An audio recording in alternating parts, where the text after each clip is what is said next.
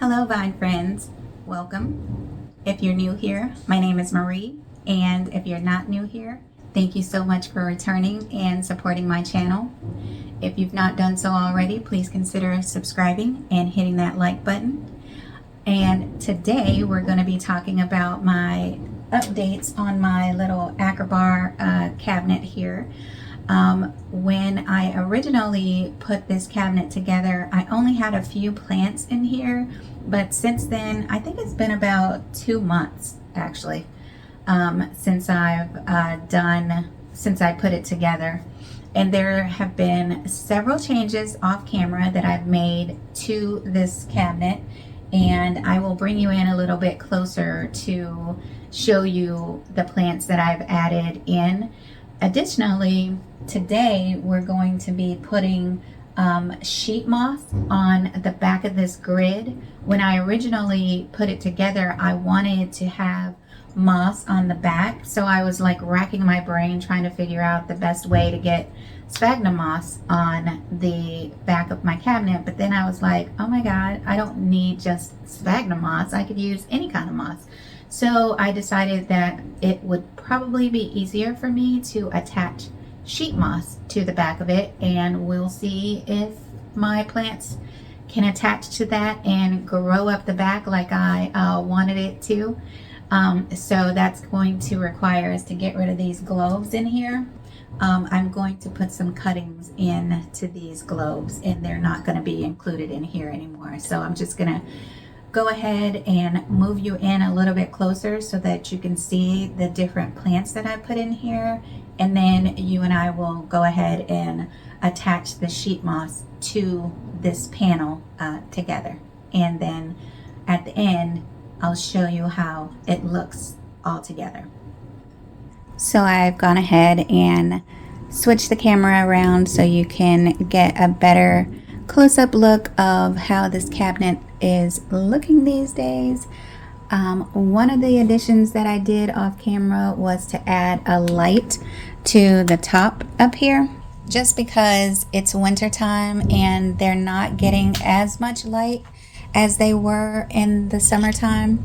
And originally when I put this together, all of the string of turtles that are now along the side were running along all through here, but it was getting in the way of me adding more plants, so I just added moss to the side here of those black containers that I have in there that are holding the moss, and then I put the string of turtles in there.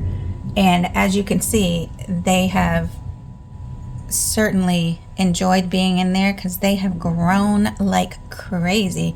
There were not that many of them when I originally put them in there, but every time any of them fall off of my mother plant, which is sitting right over on this shelf right here, anytime any of them fall off of there, I just throw them down into this little Åkerbär cabinet and call it a day, and they seem to like it. So let's just go ahead and get started with the different types of plants that are in here.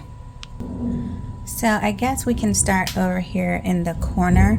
This is my little heartleaf fern, and actually this is one of only two ferns that I have in my entire collection. I have this little fern, and I have a blue oil fern that I recently got maybe like a month ago. And yeah, because these things, I'm not great with them, but as you can see, this is a new growth that's growing up on here. When I originally put these in here, most of them had little black tips like this, and I cut all of those off, and now we're left with only the healthy growth that's growing in there now.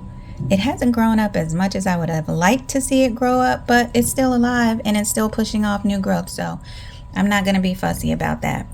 And then this is my variegated Hoya carrii, and as you can see, it's giving me this teeny tiny new little leaf that looks like a heart It's already shaped like a heart. How cute is that?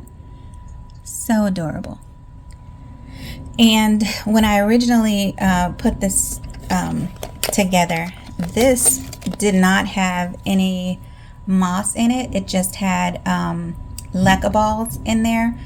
But I kept having to refill that reservoir so often that I went ahead and added some sphagnum moss over top of the leca balls, and that seemed to have done the trick with being able to keep the humidity levels up in here without having to refill that reservoir so often. And then I just keep these in the container just because I don't want these two plants to grow down into the sphagnum moss. I want to keep them potted up in their little pots. So moving on over into this other area, moving this over so you can see. This right here is a part of my Syngonium red arrow. It was a little pup that was growing inside of the bigger pot that I got, and so I just separated them and went ahead and put this one down in here. And then I have 3 of 4.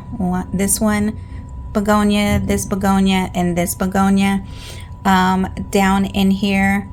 These are 3 of the only 4 types of begonias that I have in my collection. And I do plan on getting more begonias next year, just because I'm really enjoying having these in my collection. I also have a huge begonia maculata that is growing on a pole, as well as another begonia maculata that I potted up recently.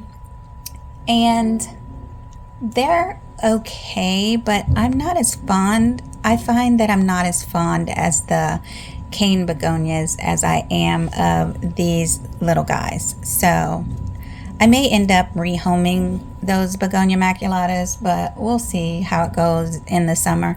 I always say I'm going to get rid of plants, but somehow they find their way back into my collection. So, okay, so here is another addition that I made after the fact. This is a peperomia creme brulee cutting, and I will put a picture of a more mature form of this plant on the screen so you can see how beautiful and colorful this peperomia is. I used to have a lot of peperomias in my collection, but they all died, so this is the only one that's left, and it is holding on for dear life. But hopefully it likes it in this cabinet. So far it seems to be doing well, because when I put it in here, it didn't have these little tall offshoots. They were just these little leaves that are at the bottom of each one of them. It's 2 different little cuttings in there, but they have grown up quite nicely, so I'm happy about that. And then this is one of my Monstera albo cuttings. This was the smallest and tiniest little one that I had, because when I first put it in here, it was just a bare stem that had this little bitty 2-leaf growth point on the end, and now it's grown up and that stem has rotted away, and I literally had to cut it off. So I'll put some B-roll on the screen so that you can see how nasty it was. I think that it's expected that, you know, those things will die off, but it caught me by surprise because I wasn't expecting it to be that bad when I came to just check on this and do just a wellness check on the plants that are in here. And this is a little wet stick that I recently added in here, and honestly I don't even remember what that is, but we'll find out if it grows. So I do see some little roots growing in here, so maybe let me just turn that down so it can have better contact with the roots. I mean with the sphagnum moss. And this is a piece of my Hoya Bertonier that broke off, and I just threw it down in there. And what else do we have in here? Oh, this is my philodendron pink princess that I have growing in here. It has really enjoyed being in this Åkerbär cabinet. It has grown so well since it's been in here. And I have not had any issues with it just constantly pushing off leaves.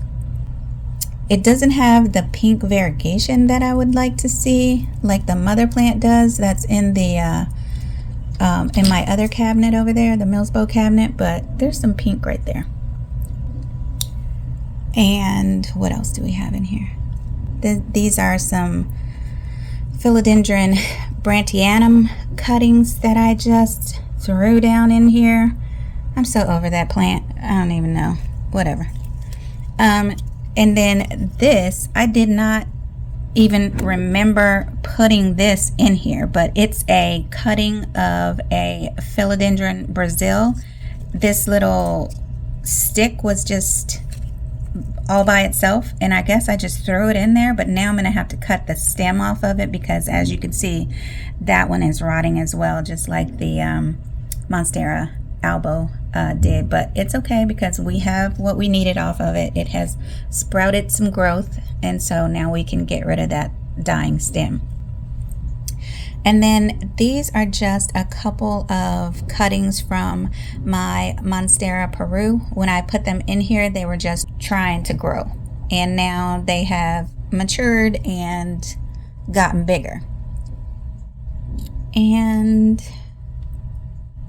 oh, I have a couple of string of hearts in here. I threw these down on the moss itself, and I just tacked these up to this grate right here.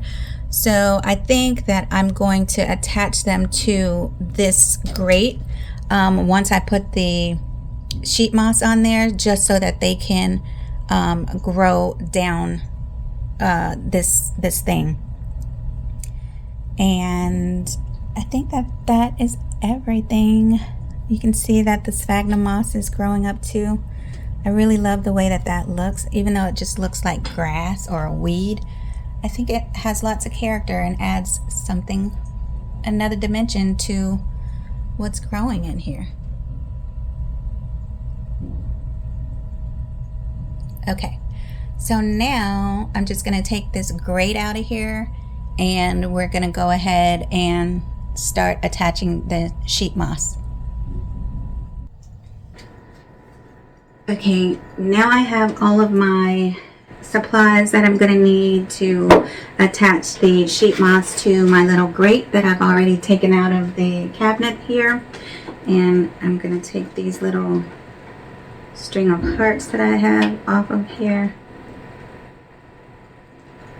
I think that they will appreciate having something to root into. And I've also brought with me a piece of that dragonstone rock that I'm just gonna sit down in there just for some more decoration and some more depth to have in the cabinet. So here is the sheet moss that I'm planning on using, and hopefully I have some big pieces in here that I can just lay on here to make my life so much simpler. But I purchased this when I was making my Kokedama video, and I didn't use it all, so I figure I could either return it or I can figure out another use for it, and this seems to be the perfect second use for it. So I'm just gonna take out the bigger pieces and just try and Tetris them together in here.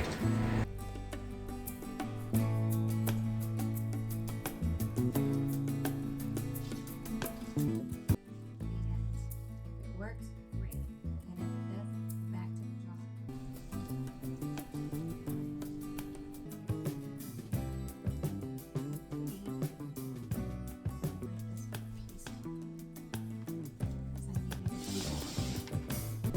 I just have a regular rolled to attach this to the grate. So in the same fashion that I did my kokedama ball, I'm just going to tie a piece of this thread to the end of the grate. So now I'm just going to literally wrap it around the same way that I did with the kokedama ball.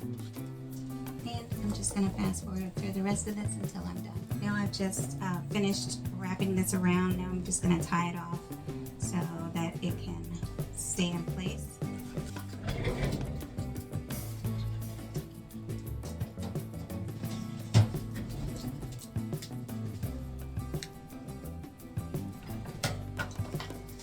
Now that's how that one looks. Thing on. So I'm happy about that. Let me just, this is just distilled water. And it doesn't need to be distilled. It can be regular water, but I just had distilled, so I put it in here. And I'm just gonna wet this, give it a good thorough soaking.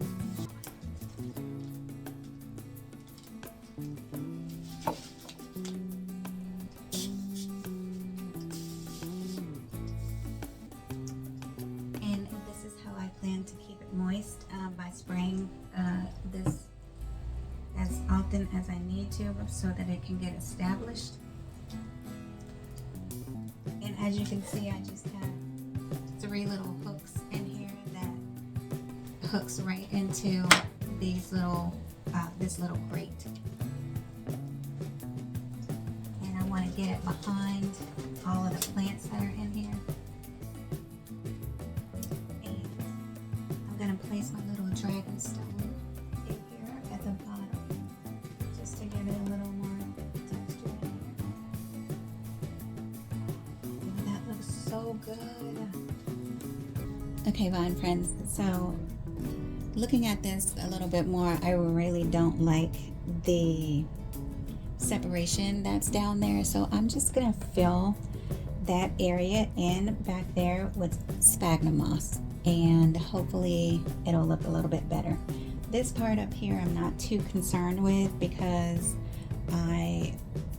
that'll be, you know, a long time coming before these plants get up here.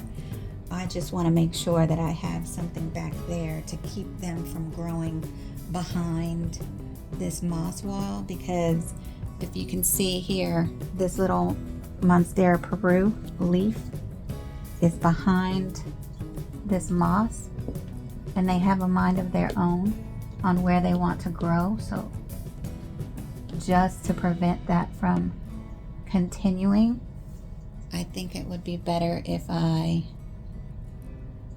put some sphagnum moss back there to prevent that.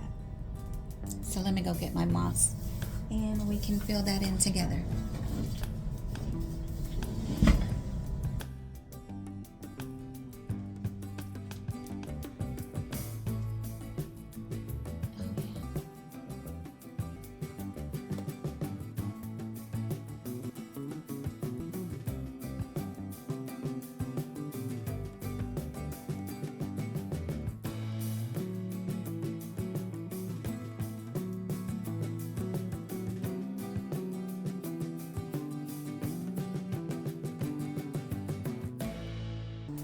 Okay friends, that's gonna do it for today's video. If you liked this video and would like to follow along with my Åkerbär chronicles, then please give this video a thumbs up. And if you have not done so already, please subscribe to my channel. I would greatly appreciate that. And I'll see you next time.